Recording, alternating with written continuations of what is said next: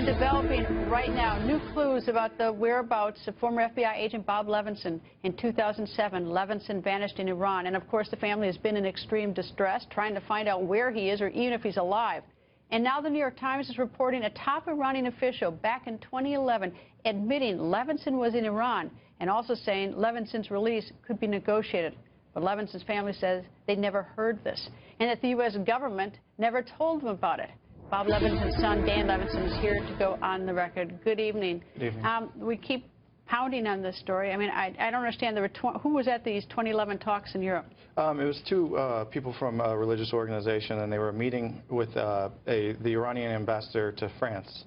And during the meeting, he had said, which in the report followed up to the FBI, said he made it very explicitly clear that the Iranian government was holding him and that there could be negotiations for his release. But we didn't hear about this, and we don't know why the U.S. government is now saying they don't even know if he's in Iran, because this is proof. What further proof do they need? Because the Iranian government state-sanctioned Press TV reported he was in the hands of Iranian security forces.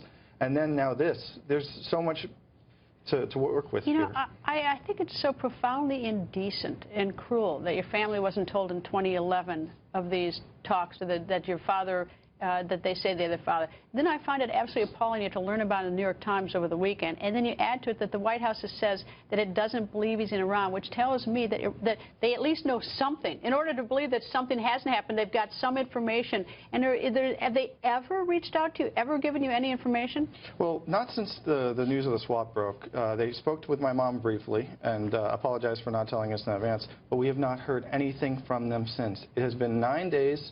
We have been all over the news trying to get an answer, trying to get meetings with top-level administration officials, but we haven't heard anything. What did they say to you when you call?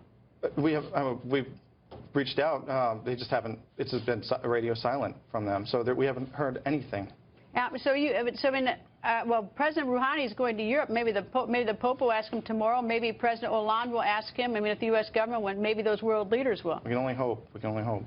So you had a proof of life in 2010, right, that your father was alive. He disappeared in 2007. Yes. In 2010, you had a proof of life. And what was the proof of life? We got a video of him asking for the U.S. government to help him. And then 6 months later, we received pictures of him holding these cryptic signs that seem to be taunting us a bit, but nothing since. All right. And if the White House says they don't believe he's in Iran, where do they think he is? I don't know. We don't know. But the fact of the matter is he disappeared in Iran. The FBI believes he's in Iran. Last week there was a report that said the U.S. investigators, and the lead agency who's been on task with this is the FBI. They believe he's in Iran.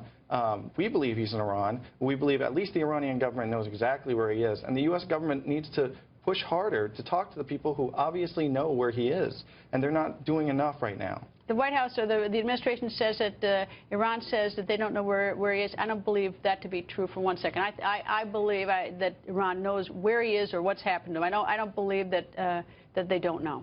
I don't either. We're going to keep pushing it. We're not going to go away. We're going to keep pressing his case.